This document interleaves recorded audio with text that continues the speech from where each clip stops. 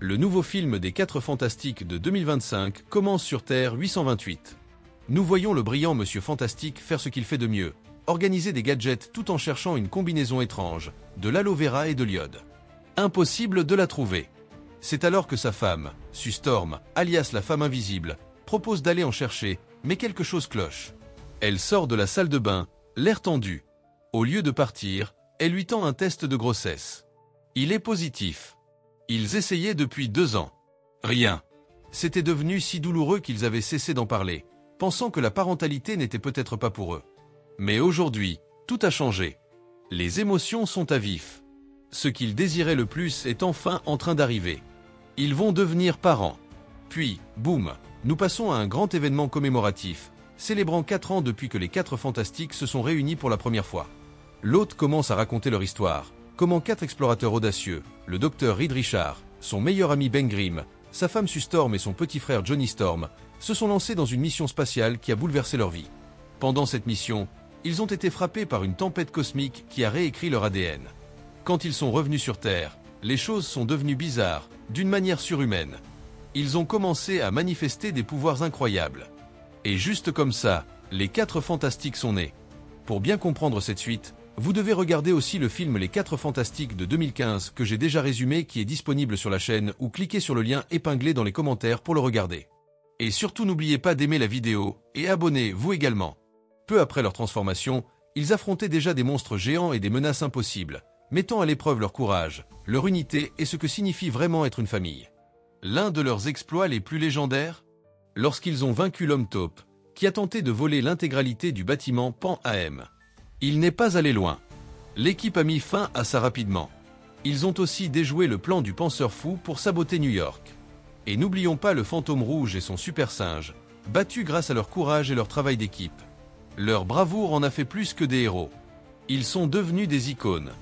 Les gens les voyaient comme un symbole d'espoir. Et Sue Storm, elle n'était pas seulement puissante. Elle avait aussi de l'intelligence. Elle a réussi à négocier un traité de paix avec l'homme taupe lui-même. Pas mal, non?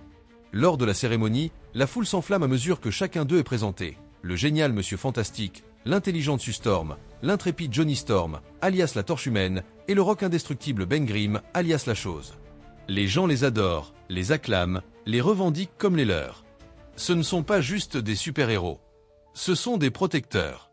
Après la célébration, nous les retrouvons en train de se préparer pour un dîner familial chaleureux, avec leur fidèle assistant robot, toujours impeccable, qui les aide. Sue et Reed arrivent un peu en retard. Ils plaisantent sur leur retard, ce qui déstabilise Sue une seconde. S'ensuivent des rires gênés et des regards suspicieux. Tout le monde commence à sentir que quelque chose se passe, surtout avec la façon dont le couple se comporte. Et puis, boum, Sue lâche la nouvelle, elle est enceinte. La pièce explose de joie. Johnny et Ben sont aussi excités que les futurs parents, célébrant à fond le fait qu'ils vont devenir oncles. Ils promettent de se surpasser et d'être les meilleurs. La famille fantastique s'agrandit, et tout le monde sait que le meilleur est encore à venir. Même les chaînes d'information en parlent. Les 4 Fantastiques vont bientôt devenir 5. L'enthousiasme est palpable. Toute l'équipe se met en mode préparation pour le bébé, réorganisant leur espace, se documentant sur la parentalité, et faisant de leur mieux pour être prête à ce qui les attend. Mais une question revient sans cesse. Cet enfant naîtra-t-il avec des pouvoirs, ou sera-t-il un humain ordinaire? Lors d'un examen pour une échographie, une alerte soudaine depuis l'espace interrompt le moment. À cet instant, Johnny fait irruption, tout excité. Il a trouvé les designs pour les nouvelles tenues de l'équipe. Mais Monsieur Fantastique lui lance un regard sérieux. Une nouvelle transmission vient d'arriver, et elle requiert toute son attention maintenant. Il se prépare à recevoir le signal, mais juste avant, boum, panne de courant. Blackout total. Sans perdre une seconde, Johnny illumine la pièce avec ses pouvoirs pour qu'il puisse continuer. Un peu plus tard, Sue Storm découvre que son mari a en quelque sorte délégué l'assemblage du berceau à leur assistant robot. Mais en creusant un peu, elle réalise que Reed a travaillé sur autre chose en parallèle. Une machine high-tech conçue pour analyser si le bébé aura des mutations génétiques ou des super-pouvoirs. Monsieur Fantastique explique. N'importe qui peut assembler un berceau, bien sûr, mais presque personne sur Terre ne peut construire une machine capable de déterminer si leur enfant sera affecté par la même radiation cosmique qui a modifié son propre ADN. Il pense qu'il est crucial d'être prudent, car qui sait quelles conséquences cela pourrait avoir. Mais Sue, calme et posée comme toujours, choisit de ne pas se fier à une machine.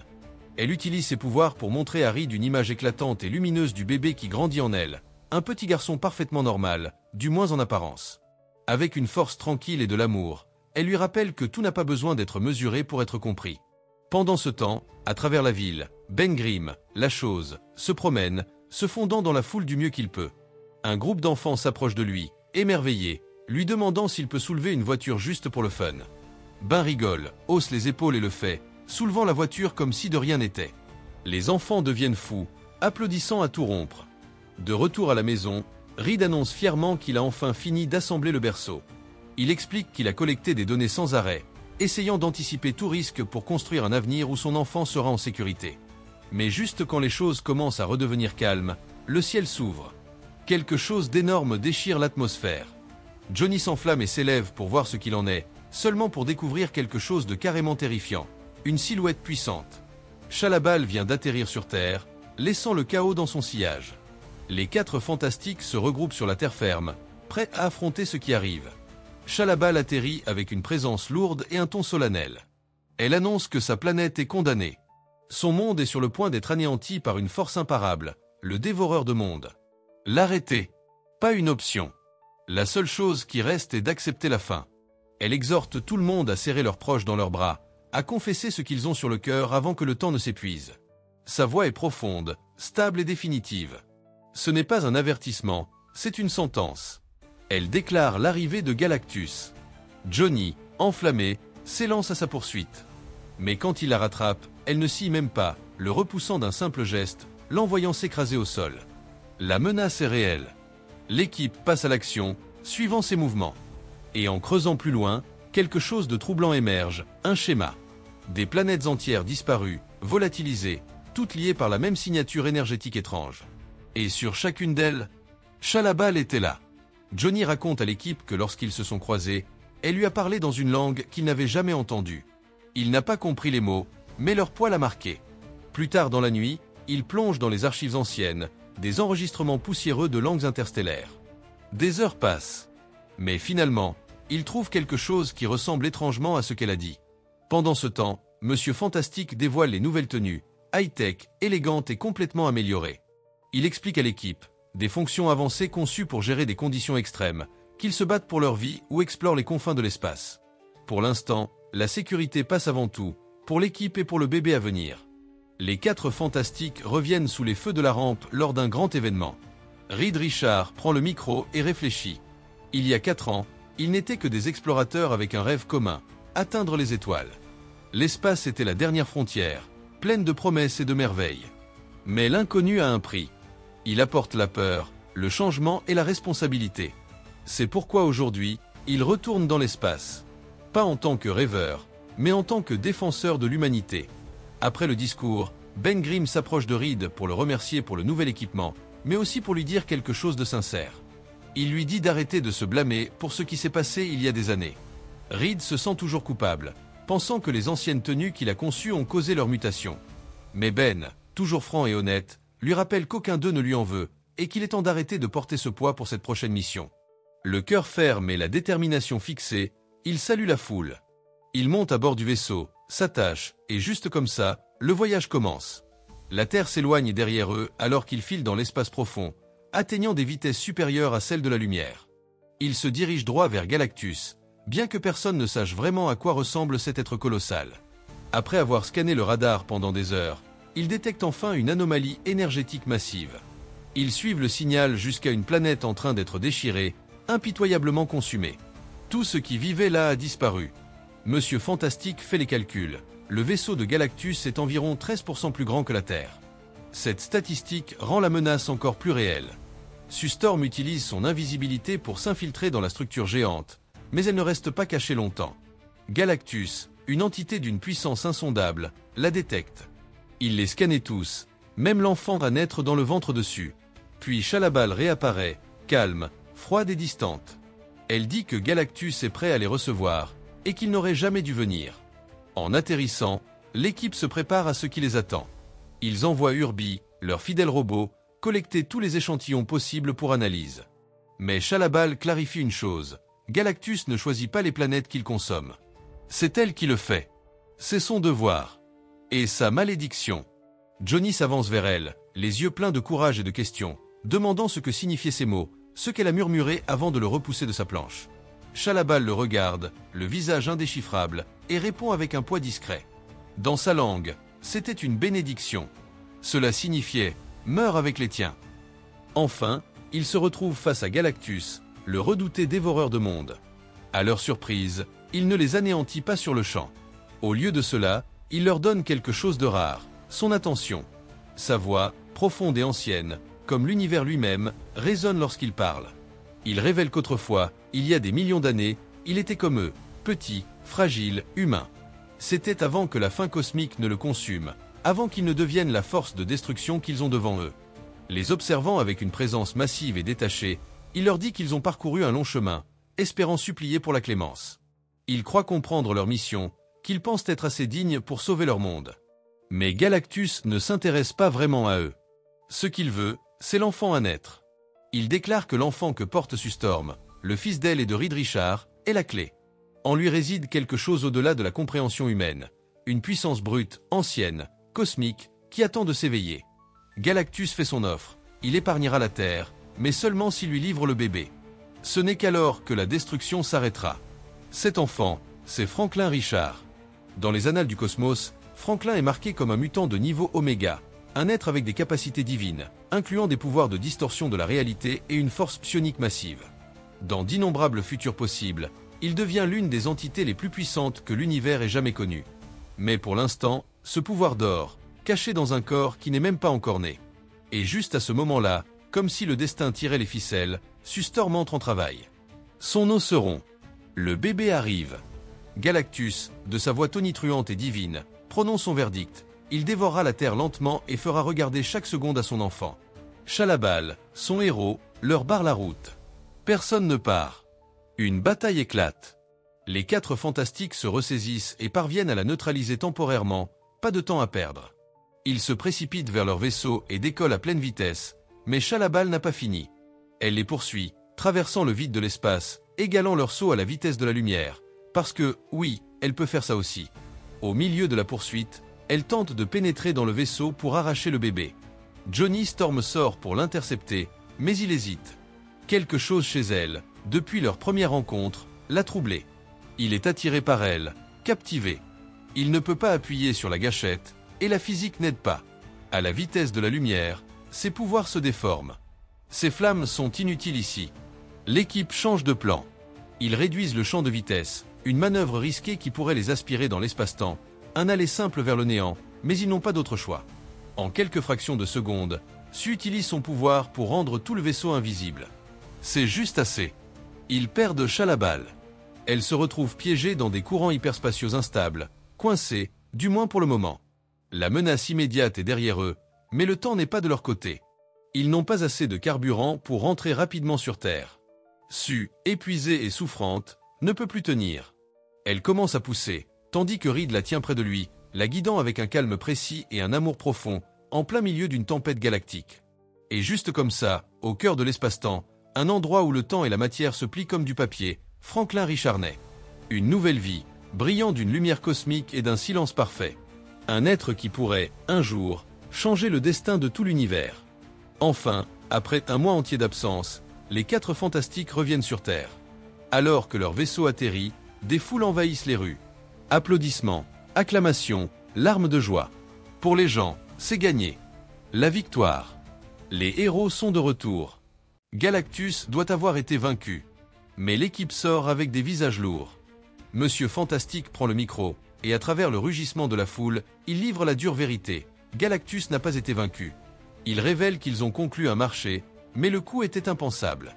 Galactus a demandé quelque chose qu'il ne pourrait jamais donner, son fils nouveau-né. Pendant ce temps, quelque part au-delà, Chalabal s'échappe de son piège dans l'hyperespace et retourne auprès de son maître. Galactus, impassible, lui rappelle qu'elle et l'enfant possèdent un pouvoir inimaginable. Mais le garçon, Franklin Richards, est la clé.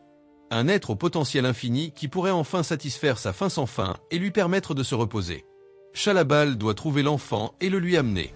Reed Richards, submergé, réalise qu'il fait face à quelque chose qui dépasse de loin la logique humaine. Galactus ne voit pas Franklin comme un enfant, mais comme son successeur, le vaisseau parfait pour hériter de la malédiction du pouvoir cosmique.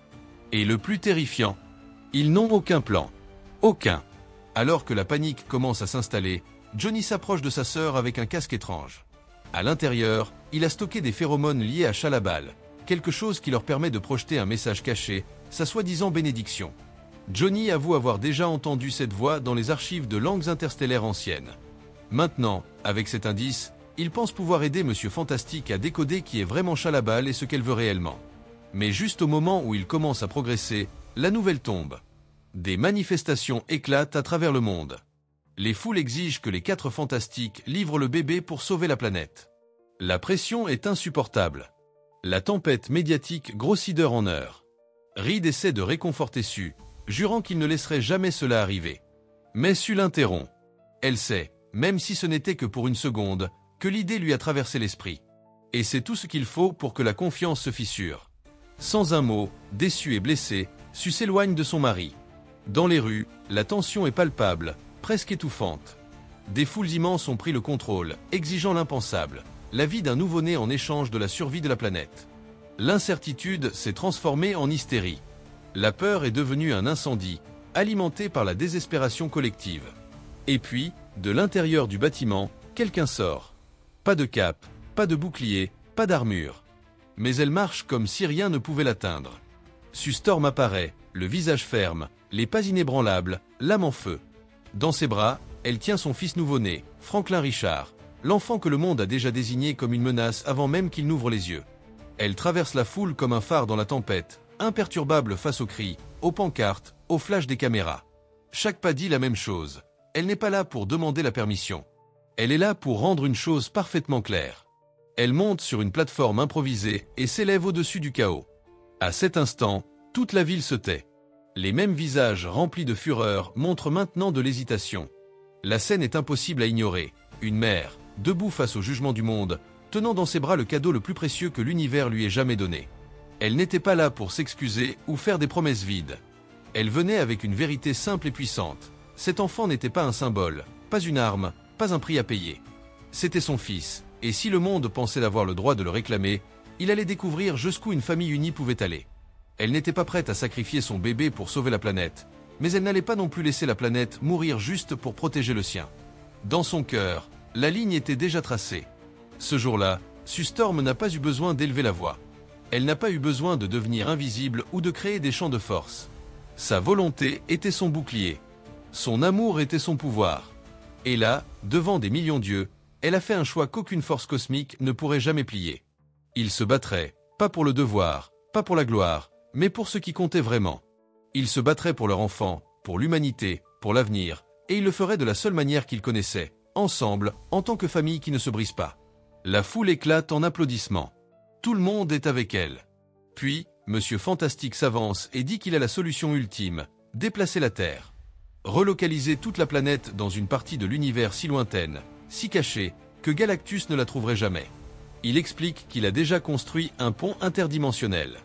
Jusqu'à présent, il n'a réussi qu'à téléporter un œuf de quelques mètres. Mais tout de même, devant toute l'humanité, il expose le plan le plus audacieux à ce jour, déplacer la Terre entière dans un coin du cosmos où elle pourrait rester cachée pendant des millions d'années. Pour réussir quelque chose d'aussi massif, ils auront besoin de tout, chaque ressource, chaque once de pouvoir qu'ils possèdent. Et pour cela, l'humanité doit se mobiliser. Chaque personne devra réduire sa consommation d'énergie au strict minimum. Chaque lumière éteinte, chaque écran désactivé, tout compte. Cette énergie économisée alimentera les ponts quantiques nécessaires pour déplacer la planète. Pendant ce temps, Johnny déchiffre enfin le code complet de la langue ancienne de Shalabal. Avec cette connaissance en main, il se prépare à déclencher sa partie du plan, initiant le déplacement de la Terre. Mais juste quand les choses semblent aller dans le bon sens, Shalabal réapparaît, de nulle part. Elle sabote les connexions, stoppant l'élan dans la phase la plus critique. Johnny ne scie pas. Il sort à sa rencontre, calme et concentré. Il diffuse des transmissions interceptées depuis l'espace profond, juste devant elle. Dans sa propre langue, il lui dit qu'il sait. Il a compris qui elle est vraiment. Il a reconstitué son passé, morceau par morceau, à travers des fragments de sa langue natale. Et maintenant, il dit la vérité. Elle était autrefois une scientifique brillante. Quand Galactus est venu sur son monde, elle lui a offert une loyauté éternelle en échange de l'épargne de sa famille. Il a accepté et l'a transformé. Ces transmissions mystérieuses n'étaient pas des avertissements, c'étaient des messages de remerciement de la seule planète que Galactus ait jamais épargnée. Face à la vérité, Johnny la force à affronter ce qu'elle a enfoui il y a longtemps. Elle leur rappelle que c'est elle qui a conduit Galactus à tous ces mondes, ceux qui sont maintenant réduits en cendres.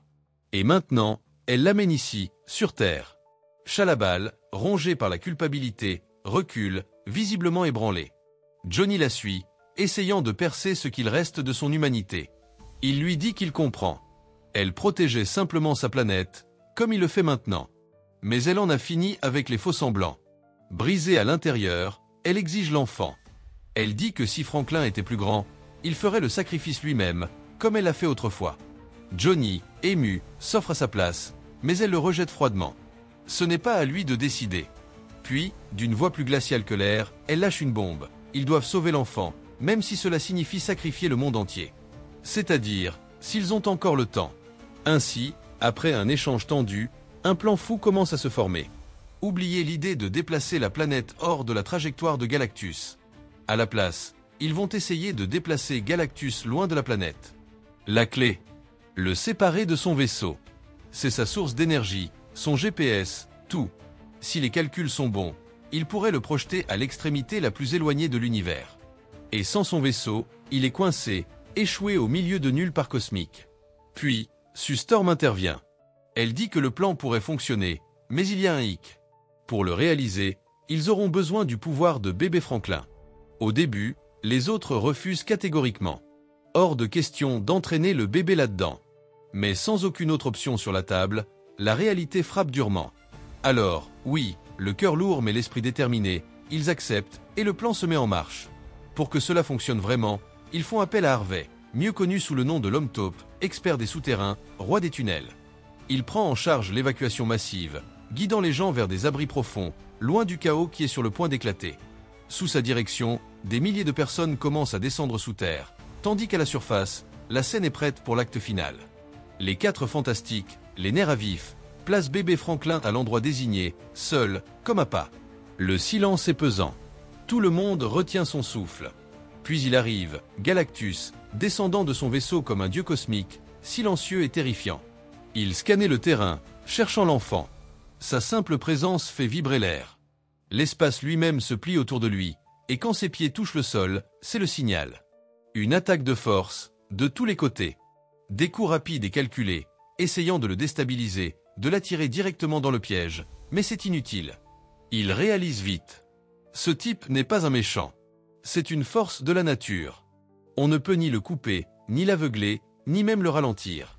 Son pouvoir est au-delà de la raison. Pendant un instant, il semble que le piège pourrait fonctionner, mais ensuite, il s'arrête, se dresse de toute sa hauteur, et d'une voix qui sonne comme la fin du monde, il rugit, vers trompeur. Puis, Galactus se concentre, un scan direct visant l'emplacement du bébé. Une fois qu'il le repère, le titan commence à avancer, chaque pas comme un tremblement de terre. Mais les héros, ils ne vont pas le laisser prendre l'enfant sans se battre. Un par un, ils se jettent sur son chemin, prêts à l'arrêter, quel qu'en soit le prix. Mais Galactus, il est à un tout autre niveau. D'un simple revers, il envoie Ben Grimm voler hors du champ de bataille comme une poupée de chiffon. Johnny n'y réfléchit pas à 2 fois. Il s'élance pour le rattraper, essayant d'amortir sa chute. Pendant ce temps, Monsieur Fantastique s'avance, face à face avec la fin des mondes. Utilisant chaque once de sa force élastique, il s'enroule autour du géant, essayant de le ralentir. Mais Galactus l'attrape, aussi calme qu'un technicien de labo faisant une expérience, et l'étire comme du caramel. Il est sur le point de briser Reed en 2.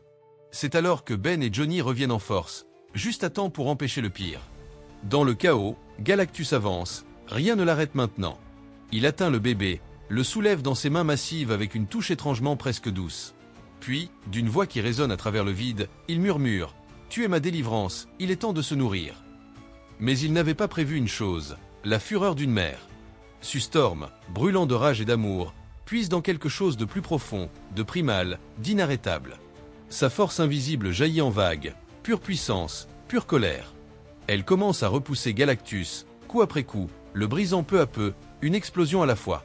Avec une concentration acérée et une précision intrépide, Sue le guide directement vers le piège, à l'endroit exact où le piège dimensionnel a été posé. À distance, Johnny observe, retenant son souffle. Et au moment où Galactus entre en position, boum, il actionne le déclencheur. Une vague d'énergie brute explose autour du géant cosmique. En quelques secondes, tout le plan s'enclenche. Galactus est arraché de la réalité, aspiré à l'extrémité la plus éloignée de l'univers, exactement comme il avait prévu. Et le bébé, sauvé de justesse, est récupéré par son père. Messu s'effondre, vidée, à peine consciente. Ce genre de pouvoir lui a tout pris. Juste au moment où le soulagement commence à s'installer, le sol tremble, un grondement profond et terrible. Galactus revient, depuis l'intérieur de la dimension où ils l'ont banni. Il force son retour. Une fissure s'ouvre, grandissant rapidement. En un instant, il réalise que ce n'est pas fini. Johnny s'avance, sans hésiter. Il sait ce qu'il doit faire. Il jette un dernier regard à son équipe, affiche un sourire en coin et dit « Dites au petit que l'oncle Johnny l'aime ». Il est sur le point de se jeter dans la faille, quand soudain, une silhouette émerge de la distorsion, Chalabal. Sans un mot, elle pousse Johnny hors du chemin et se jette dans la brèche. Un acte final de rédemption. Elle entraîne Galactus avec elle dans l'abîme. C'est fini. La bataille est terminée. Ils se précipitent tous vers Sustorm, épuisés, en sang, mais respirant. La mère qui a tenu tête à un dieu pour son enfant. Sustorm est allongé là, essoufflé. Son corps, complètement immobile, semble avoir tout donné après un effort colossal. Reed, son mari, sombre dans la panique, faisant tout ce qu'il peut pour la ramener. Il appelle son nom, appuie sur sa poitrine, la supplie de se réveiller, mais rien. Pas de réponse. Juste le silence. Le genre de silence qui donne l'impression que tout l'univers s'est arrêté pour regarder. C'est alors que Franklin, leur petit garçon, commence à s'agiter. Blotti dans les bras d'un coéquipier, il se tortille et crie, tendant les bras vers sa mère comme s'il ressentait son absence au plus profond de son âme minuscule. Voyant cela, il le pose doucement à côté du corps immobile dessus, et puis, boum, quelque chose d'inattendu se produit. Une énergie chaude et lumineuse, comme sortie tout droit du paradis, jaillit du petit. Soudain, le cœur dessus repart. Elle inspire brusquement, ses poumons se remplissent d'air, et ses yeux s'ouvrent grands. Elle est vivante, et Franklin, il tape des mains comme s'il savait exactement ce qu'il a fait. Su le regarde, les yeux tremblants de larmes, puis se tourne vers Reed. Sa voix est faible, mais pleine d'émerveillement lorsqu'elle dit « Je l'ai senti. J'ai senti son énergie. Notre fils n'est pas comme nous. Il est tellement plus. » La planète a été sauvée, le bébé aussi, et maintenant, même sa mère est revenue grâce à lui. Mission accomplie.